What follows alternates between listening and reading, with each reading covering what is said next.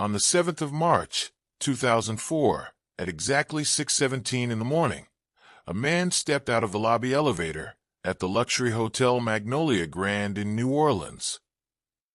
He was built like a soldier, broad shoulders, short hair, and a perfectly rigid posture. His name was Cole Merritt. He walked straight up to the night clerk, and in a voice that was described as eerily flat and controlled, he said his girlfriend had collapsed and needed medical attention right away. But by the time paramedics rushed up to the fourth-floor penthouse of Suite 412, they realized within seconds this was no medical emergency. The luxury suite was completely destroyed from the inside. A heavy mahogany table was snapped clean in half. A floor lamp had been hurled against the far wall with enough force to crack the plaster. Belongings, clothes, and a torn personal journal were scattered across the floor. And the room phone? It had been violently ripped straight out of the wall jack. In the bathroom, lying on the cold tile floor next to the clawfoot tub, was 26-year-old Savannah Delacroix. She wasn't breathing. But what truly unsettled the first responders was her skin. It was still remarkably warm to the touch, far warmer than it should have been for someone who had supposedly just collapsed. Outside in the hallway, Cole Merritt stood perfectly still, leaning against the wall with his arms crossed. No tears, no panic. One detective later remarked that in his entire 20-year career, he had never seen a man stand that still while the woman he loved lay dead in the next room. What Cole claimed was a sudden medical tragedy was actually the final, desperate act of a master manipulator whose entire life of lies had just hit a brick wall. To understand why Savannah was in that hotel room, you have to understand the weight of the name she carried. In the Deep South, the Delacroix name meant old money, power, and prestige. Her family owned a massive textile and fashion empire spanning 4 states. Savannah grew up with a charmed life, private schools, lake houses, and absolute financial security. But to Savannah, that golden cage felt suffocating. She didn't want to just be a painting in a gallery. She wanted a real life.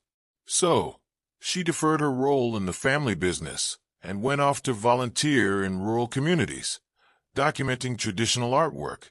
Then tragedy struck. Her mother, Eleanor, the warm, steady emotional anchor of their family, was diagnosed with aggressive cancer. 14 months later, she was gone. Savannah was shattered, lost in grief. She made a radical decision. She was going to pack her bags and just drive. No fixed timeline, no obligations. Funded by her mother's estate, she had access to a premium black card linked directly to her family's trust. It had no spending limit. Essentially, Savannah was holding the key to the family vault. And nearly a year into her journey, she walked into a rooftop bar in Nashville and met a man who saw exactly who she was and what she was worth. Cole Merritt knew exactly how to play the part of a Southern gentleman. He told Savannah he was a highly decorated war veteran, a former Army Ranger who had served in Kosovo and Afghanistan, and parts of that were actually true. He had served, and he had been commended for bravery. He carried those truths like a shield to hide a much darker reality. What he left out was that his military career ended in disgrace. He had been kicked out of the Army after being investigated for stealing government equipment in Afghanistan. When he returned home, he tried to set up a private security firm. It had a post office box and a fancy business card, but 0 actual clients. Behind his disciplined posture and his expensive Luminox watch, Cole's financial life was a total collapse. He owed tens of thousands of dollars across multiple states. Debt collectors were closing in, and a group of veterans he had scammed in a real estate fraud scheme were actively pursuing legal action against him. He was running out of time, running out of money, and running out of places to hide. When he met Savannah, Cole was living on the absolute last of a borrowed loan. Within a single month of dating her, Cole didn't have to spend another dime of his own money. She paid for everything. People tried to warn her, 6 weeks before the nightmare in New Orleans, an email landed in Savannah's inbox. It was from Cole's ex-girlfriend. She had seen a photo of them online and felt a moral obligation to speak up. The email laid it all out. The volatility, the controlling behavior, the fact that he had secretly used her credit cards, and the legal trouble he was facing back in Nashville. Savannah did what many people in love do. She showed the email to Cole. And this is where Cole's true talent as a predator shone. He didn't yell. He didn't get angry. Instead, he looked at her with a weary, patient disappointment. He claimed his ex was just bitter and unstable. He explained away the legal disputes as simple business misunderstandings. He was so calm, so thorough, that he made Savannah feel guilty for even asking. She chose to believe him. She didn't call the ex back. By February, Savannah's card was absorbing over $20,000 a month to fund Cole's manufactured lifestyle. But behind the scenes, something was shifting.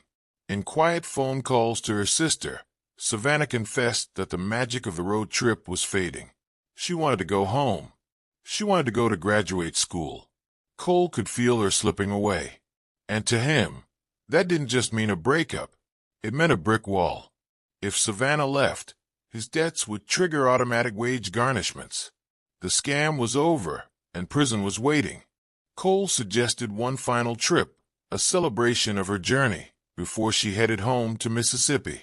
They drove down the historic Blues Highway straight into New Orleans. He booked the penthouse suite at the Magnolia Grand. Naturally, every cent went onto her black card. On their second night, while dining at one of the most famous restaurants in the French Quarter, Cole pulled out a ring, a beautiful diamond set in yellow gold. But it wasn't a gift of love. It was a calculated delay tactic. Security footage from an antique shop on Royal Street would later show Cole buying that exact ring 2 days earlier, using Savannah's own credit card to pay for it. He figured an engaged woman would hesitate to leave him. It would buy him time to figure out his next move. But Savannah's mind was already made up. On the afternoon of March 6th, she slipped away from Cole, walked down to Decatur Street, and found a public payphone. She called her sister. She explicitly told her, "I'm coming home. I'm applying to graduate school, and I am ending things with Cole tonight before we leave New Orleans."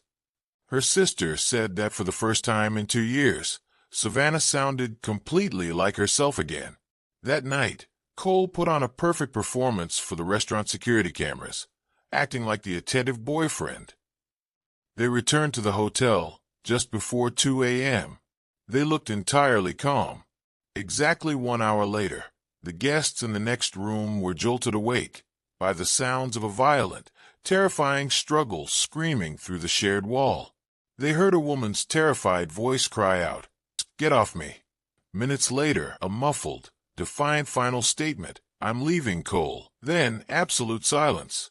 3 hours and 23 minutes passed before Cole finally stepped into that elevator to go down to the lobby. What did Cole Merritt do during those 3 hidden hours while Savannah lay dead? The forensics painted a horrifyingly clinical picture. He didn't panic. He engineered a cover-up. Pathologists discovered that after Cole strangled Savannah to death, a fact proven by a fractured hyoid bone in her neck, he carried her body to the clawfoot tub and submerged her in warm water. He did this deliberately to manipulate her body temperature, trying to trick forensic investigators into believing she had died just moments before he went to the lobby, rather than hours earlier. But he made mistakes. The engagement ring he bought with her money didn't stay on her finger. Investigators found it cast aside on the bathroom floor, 18 inches from her body. The prosecution would later argue that in her final moments of life, Savannah tore that ring off her finger and threw it. She wanted the world to know she had rejected her killer. And then there was the most damning piece of evidence of all. Months after the murder, a maintenance worker opened a utility closet on the 4th floor. Taped behind a false panel in the linen closet, wrapped in hotel stationery, was Savannah's premium black card. Cole had used a hotel passkey to hide it there before the police arrested him. Even with his girlfriend's body cooling in the next room, Cole's immediate priority wasn't grief. It was securing his continuous access to her family's wealth. During his interrogation, Cole tried to use his military background to save himself. He claimed it was a tragic accident during a consensual encounter. When detectives asked why he waited hours to call for help, he smoothly lied, saying his combat training conditioned him to try and stabilize a crisis before calling for backup. He had an answer for everything, until the evidence was put on the table. When confronted with the elevator logs and the warm bath water, his perfect military memory suddenly became fragmented by shock. The jury didn't buy it. In September 2005, after 11 hours of deliberation, Cole Merritt was found guilty of second-degree murder and sentenced to life in prison without the possibility of parole. He appealed the verdict twice, and both times, the courts threw it out. Throughout the entire media circus of the trial, Savannah's father sat in the exact same seat every single day. He never spoke to reporters, and he never once looked at the man who took his daughter's life. He sat with his surviving daughter, staring straight ahead, waiting for justice to be typed into the record. Savannah Delacroix was only 26 years old. She had finally found the strength to break free, to claim her independence, and to build a life entirely on her own terms. She was on the cusp of going home. But she never got to make that drive.